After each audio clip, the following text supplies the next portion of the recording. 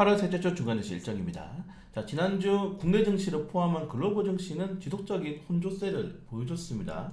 원래 8월 증시는 부진합니다. 근데 이게 2000년 이후의 흐름이기 때문에 거의 20년 동안 비슷한 흐름을 보여줬다고 보시면 될 것 같고, 8월 달에 휴가 기간이 많이 겹치죠. 부진하고 9월 달에는 좀 하락세를 이어가다가 하반기 때 증시의 탄력이 많이 나오는 모습들을 지속적으로 보여주고 있는 이 코스피와 나스닥 시장입니다. 특히 최근에 중국과 미국 관련된 이슈들, 특히 우리나라 같은 경우에는 수출 주도 국가잖아요. 수출 1, 2 국가가 미국, 중국인데 둘이 싸우고 있고, 또 둘이 내부적으로도 미국 내부적으로, 중국 내부적으로도 좀 안전 이슈들이 지속적으로 나오면서 좀 시장에 부담을 주고 있다. 그냥 투자자들이 살 게 없어요. 계속 말씀을 드리는데, 어제는 이제 마감 시장에 금요일에는 제가 뭐 내부적으로 국내 뭐 금융위, 금감원, 그리고 뭐 연기금, 다 정부 지금 주식시장을 행정을 잘 못하고 있다는 말씀드렸는데, 그걸 더하기 해도 국내 증시에 좀 안 좋은 뉴스를 줄 수 있는 뉴스들이 굉장히 많습니다. 네, 특히 미국 같은 경우에는 지금 30년물 국채금리 그리고를 포함해서 어마어마한 규모의 국채를 연말까지 계속적으로 발행할 건데, 그렇게 흥행이 되고 있잖아요. 왜냐하면 국채라는 게 여러분들 안전자산이잖아요. 안전자산이기 때문에 솔직히 지금 경기가 좋다 그러면 투자들이 몇십 년 투자해가지고 뭐 3, 4% 수익률 주는 것보다는 좀 리스크가 있지만은 한번 수익을 보면 크게 볼 수 있는 다른 업종으로 투자를 많이 선호하는 겁니다. 근데 국채금리가 이렇게 흥행이 안 되면은 금리는 올라요. 그러니까 국채가 흥행이 안 되면은 금리가 오릅니다. 왜냐면은 흥행이 안 되니까 더 이자를 많이 주는 거야. 이자를 더 얹혀주는 겁니다. 사라고. 그러니까 어쩔 수 없이 금리가 오를 수밖에 없는 거야. 그러니까 국채가 흥행이 안 되면은 금리는 오른다. 네, 국채 금리는 오른다. 요거 다들 아시겠지만 한 번 설명드렸고, 이렇게 국채 금리가 오르면은 주식시장에 떨어진다. 왜? 국채 금리가 더 높아지니까 사람들이 저기 돈 많이 주네. 국채로 주식시장 말고 국채시장으로 넘어가겠다라고 이렇게 되는 겁니다. 네, 그래서 지금 전체적으로 금융 이 자산의 규모가 보시면은 주식시장과 이런 채권시장이 비교가 안 돼요. 비교가 안 돼요. 수준이. 여기에 파생상품은 어마어마하죠. 그러니까 지금 전체적으로 이 시장의 규모 자체가 주식시장보다는 당연히 이런 채권시장이 더 크기 때문에 어쩔 수 없이 시장이 흔들릴 수밖에 없다. 채권시장에 변화가 생긴다면은 주식시장까지 같이 흔들릴 수밖에 없다는 점들 확인을 하시면 될 것 같고, 중국 관련된 리스크, 특히 중국 같은 경우에는 2005년도에 한번 크게 사고를 쳤죠. 그때 부동산 리스크가 크게 발생을 하면서 쳤는데, 이게 뭐 10년 주기로 반복되는 것 같아요. 최근에 헝다 리스크도 있고, 이번에도 부동산 관련된 리스크가 터졌는데, 사실 중국 같은 경우에는 우리나라랑 좀 비슷한 흐름이 뭐냐면은 대부분의 개인 투자들의 자산이 부동산에 쏠려 있습니다. 중국은 60%인데 우리나라는 70%가 넘어요. 근데 우리나라가 더 큽니다. 부동산에 자산 쏠림 현상이. 근데 지금 이 부동산이 지속적으로 부진하게 돼버리니까 중국의 소비가 안 되는 겁니다. 돈이 없어. 중국 사람들도 돈이 없어요 지금. 마찬가지로 우리나라도 부동산 시장 안 좋고 금리 오르면은 사람들이 소비를 못 하잖아요. 돈이 없으니까. 네, 아파트에 다 묶여 있어서 월세 대출금리 올라가 버리니까 돈이 없는 겁니다. 지금 살 수 있는. 그래서 오늘 이 정도 내용이 있다. 글로벌적으로는 이 정도 두 가지의 부진이 있고, 이렇게 글로벌 부진이 나오니까 어떻게 되겠습니까? 당연히 환율이 올 수밖에 없죠. 네, 환율이 올 수밖에 없는 겁니다. 그러니까 이 미국을 제외한 다른 나라 국가들은 지금 계속적인 고금리에 부담스럽다. 부담스러운 상황이 현재 오고 있는 거다. 이렇게 되니까 투자들이 지금 외국인 투자들이 국내 시장에 유입이 안 되고 있습니다. 그게 가장 큰 의미죠.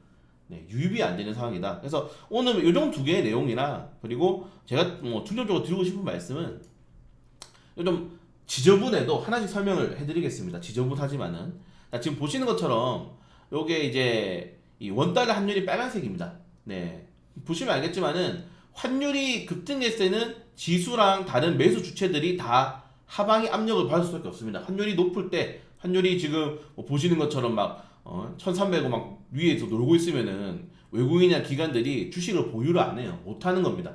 떨어지죠. 네, 근데 환율이 이렇게 바닥을 치니까 뭐가 오릅니까? 네, 외국인 투자자들은 현재 환율이 지금 1250원 떨어졌을 때 이미 다 샀어요. 지금 국내 주식에 외국인 투자들이 추가적으로 들어오려면은 환율이 지금 떨어져야지 다시 올라갈 수 있는 거죠. 외국인 투자들은 물렸어요. 이 골든버스 나오면서 환율 떨어졌을 때 외국 투자들이 국내 주식의 비중을 쫙 늘렸는데 어떻게 됐습니까? 환율이 다시 급등한 거죠. 만약에 여기서 외국 투자들이 비중을 줄여버린다면 지수가 떨어질 수밖에 없는 겁니다. 지금 전체적인 지수는 외국인들이 끌고 가고 있죠. 네, 동행을 하고 있는 차트입니다. 근데 여기서 우리가 봐야 될 거는, 추가적으로 봐야 될 거는, 그러면은 최근에 왜 이렇게 증시가 흐르냐라고 했을 때는, 자, 그러면은 외국인 투자들이 이미 살 때도 다 샀어. 지수를 지금 지탱해주고 있는 수준입니다. 근데 환율이 올라가 버리니까 어떻게 됩니까? 기관들이 물량을 보유를 안 해요. 기관들이 환율에 따라서 그대로 지금 답습을 하고 있습니다. 올해부터. 환율이 오르면은 어떻게 됩니까? 보유주식을 팔아버리는 거야.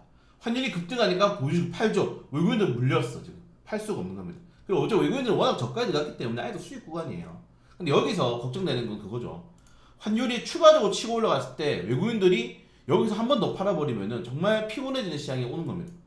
이제 이해되셨죠? 그래서 환율에 따라서 기관들은 포지션을 환율에 맞춰서 움직이고 있고, 외국인 투자들은 이미 환율이 가장 쌀 때 주식시장을 받칠 수 있을 정도의 수급이 들어와 있기 때문에 여기서 만약에 환율이 추가적으로 급등해서 예전처럼 외국인 투자들도 던지는 시장에 오면은 패닉이 한 번 더 올 수 있다는 겁니다.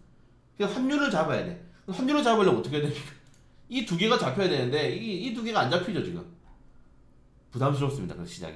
네, 그래서 보시는 것처럼 지난주 이제 금요일 날 코스피 코스닥 시장의 순매수 종목입니다. 외국인 투자들은 기아, 현대모비스, 현대차, 자동차, 그래 반도체, 전기전자 쪽들을 그냥 꾸준히 사모으고 있어요. 근데 기관들은 그렇지 않죠. 기관들은 뭐 테슬라, SDI, 퓨처 굉장히 능동적으로 변합니다. 계속적으로 포트폴리오가.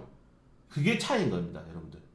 외국인 투자들은 이 자동차, 이 천연지, 반도체 이 세 개 그냥 꾸준히 사모으고 있어요. 근데 기관들은 계속 바뀌어요. 사고 있는 매수 주체가. 제약도 샀다가 게임도 샀다가. 그래서 기관 투자들이 단타를 치고 있는 상황에서 전체적인 매수 주체가 지금 개인이잖아요. 좀 개인만 사잖아요. 개인만. 이게 이제 한번 꺾이는 순간 시장 큰 충격을 한번 올 수밖에 없다. 그 정도까지 여러분들에게 말씀을 드리고 싶고, 계속적으로 안정적으로 하자고 말씀드리는 게 이런 겁니다. 네, 부담스러워요 지금 시장이. 이해되셨죠? 네, 그래서 부담스러운 시장이다. 이 정도까지 말씀을 좀 드리고 싶고요. 그리고 또 재밌는 게 뭐냐면은, 자, 이번 주에는 기관이 좀 끌어올리면서 내부적인 이슈, 네, 화장품 뭐 이런 이슈들이 내부적으로 크게 올라갔죠. 중국이 단체 여행을 허용을 하게 되면서 올라갔는데, 여러분 그 직전에 테마주가 뭐였습니까? 화장품 가기 전에 제약바이오 업종이었죠. 자, 제약바이오 업종들의 일주일 동안의 미국 증시 상승 종목 업종 보시면은 제약바이오가 제일 많이 올랐어요. 그러니까 테마도 미국을 따라가는 거예요. 이렇게 글로벌 증시가. 이 리오프닝 같은 경우는 돌발적인 호재라고 보시면 될 것 같고, 자, 그러면은 이 유가 업종들도 사야 되지 않을까요? 이제 슬슬 유가가 오르고 있는데 그렇게 좀 생각이 됩니다.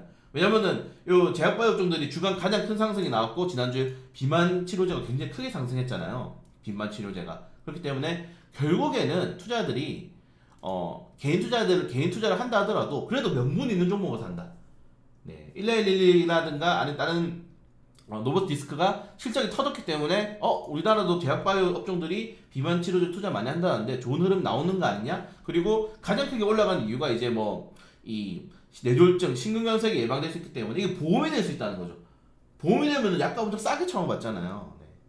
그런 것들 때문에 시장에서 크게 탄력을 받았다. 이런 것도 또 개인 투자들도 막 들어가지 않아요. 네. 그리고 초도은퇴 관련된 테마는 제가 지난주 금요일날 마감창에 말씀드렸으니까 확인하시면 될 것 같고, 개별적인 이슈들은 이렇게 좀 갈렸습니다. 에프로진 그룹주들이 많이 올라갔고, 그리고 화장품 관련 테마주들, 그리고 치매 관련 테마주들, 비만 관련 테마주들이 좀 크게 올랐다는 점, 이 정도까지. 그리고 초전세 관련 테마주가 사실은 가장 많이 올랐죠. 이거밖에 살 게 없으니까. 네, 이거는 제가 개인 투자들이 많이 들어가 있다고, 세력들이 굉장히 많다고 계속 말씀을 드리고 있기 때문에 한두 번 추가적인 탄력 계속 나올 건다. 다만 이렇게 테마주, 명분이 없는 테마주는, 명분이 실체가 없는 테마주, 이게 실적으로 연동된다든가 상용화된다든가 정부 지원이 들어간다든가 없는 테마주들은 올라갈 때마다 비중 12%, 10%에서 20%씩 계속 입절을 하면서 비중을 줄여 나가셔야 됩니다. 100%다 먹으려고 그러면은 물려요. 다음날 하가 걸려있어요. 막 조심해야 된다. 이 정도까지 좀 말씀을 드리고 싶고, 이번 주도 별 이슈 없습니다. 지금 밖에 차가 엄청 많아요. 생각해보니까 화요일날 공국적으로 휴장이더라고요. 그래서 월요일에 연차를 내고 쉬시는 분들이 굉장히 많다. 저는 집에 있는 상황입니다. 그래서 큰 이슈는 없고, 금요일 날 좀 큰 이슈가 있습니다. 좀 빠르게 넘어. 수요일 날 이제 뭐 FOMC 의사록이 있는데 뭐 그렇게 뭐 시장 크게 지금 최근에 매크로 지표는 영향을 주는 일이 많이 없죠. 그리고 7일에 그 17일 목요일에는 뭐 행사가 좀 많이 합니다. 이렇게 행사 관련된 이슈도 확인하시면 될 것 같고 금요일 날 옵션 만기, 미국 옵션 만기 여기에 한국, 미국, 일본 정상회의 요게 중요합니다.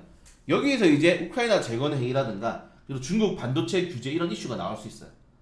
굉장히 중요합니다 이게. 네, 그래서 18일이나 또 이제 우리 21일 날 뭐 있습니까? 중국 대출 우대 금리 LPR 관련된 정책 나오죠. 그래서 18일부터 월요일이 가장 중요하다. 이번 다음 주도 쉬어야 돼. 왜냐면 다다음 주가 중요하거든요. 자, 아무튼 관련된 내용들 하나씩 좀 여러분들 종목들 체크 네 종목 있을 수 있으니까 확인하시면 좋을 것 같고 재미가 없습니다. 근데 재미없어도 어차피 하반기 때 올라오잖아요. 네. 자, 우리는 이렇게 생각하시면 돼요. 뭐 우리는 아니고 저는 개인적으로 연말까지는 좀 보유 종목들을 다 없애서 계속 현금을 좀 많이 만들어 가려고 하고 있습니다.